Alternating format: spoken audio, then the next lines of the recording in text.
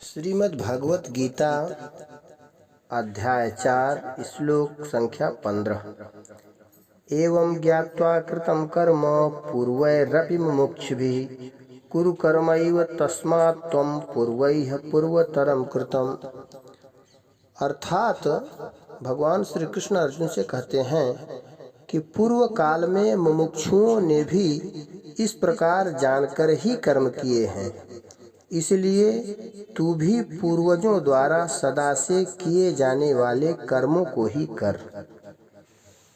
स्वामी राम सुखदास जी इस श्लोक की व्याख्या करते हुए कहते हैं कि अर्जुन मुमुक्षु थे, अर्थात अपना कल्याण चाहते थे, परंतु युद्ध रूप से प्राप्त अपने कर्तव्य कर्म को करने में उन्हें अपना कल्याण नहीं दिखता, प्रत्युत वे उसको घोर कर्म समझकर उसका त्याग करना चाहते हैं।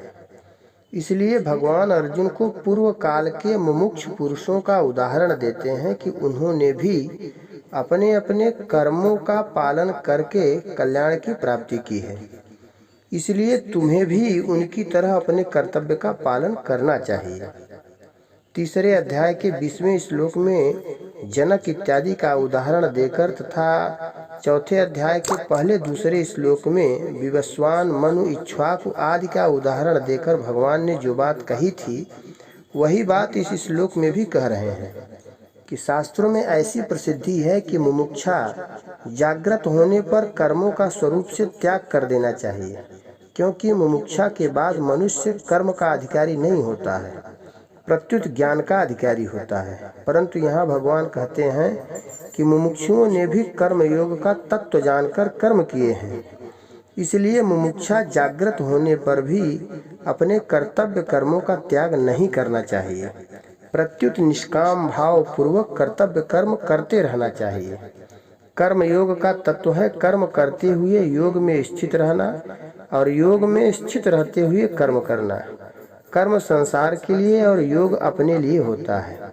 कर्मों को करना और न करना दोनों अवस्थाएं हैं, अतः कर्म करना और कर्म न करना दोनों ही कर्म करना है। प्रवृत्ति और निवृत्ति दोनों में ऊंचा उठ जाना योग है। जो पूर्ण निवृत्ति है, पूर्ण निवृत्ति कोई अवस्था नहीं है। 14वें श्लोक में भगवान ने कहा है कि कर्म फल में मेरी स्पृहा नहीं है, इसलिए मुझे कर्म नहीं बांधते। जो मनुष्य कर्म करने की इस विधा को जानकर फल की इच्छा का त्याग करके कर्म करता है वह भी कर्मों से नहीं बंधता, कारण कि फल इच्छा से ही मनुष्य बंधता है।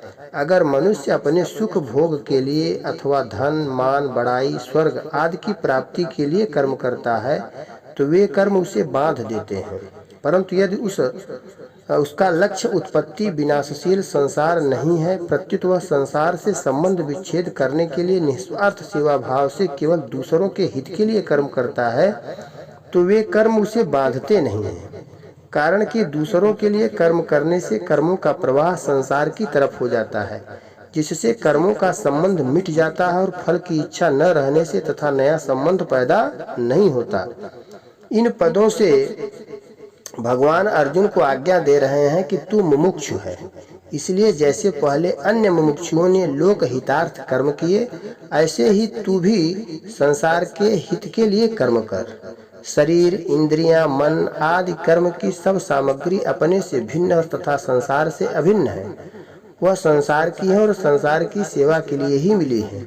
उसे अपनी मानकर अपने लिए कर्म करने से कर्मों का संबंध अपने साथ हो जाता है। जब संपूर्ण कर्म दूसरों के हित के लिए किए जाते हैं तब कर्मों का संबंध हमारे साथ नहीं रहता। कर्मों से सर्वथा संबंध विच्छेद होने पर योग अर्थात परमात्मा के साथ हमारे नित्य सिद्ध संबंध का अनुभव हो जाता है, जो कि पहले से ही है।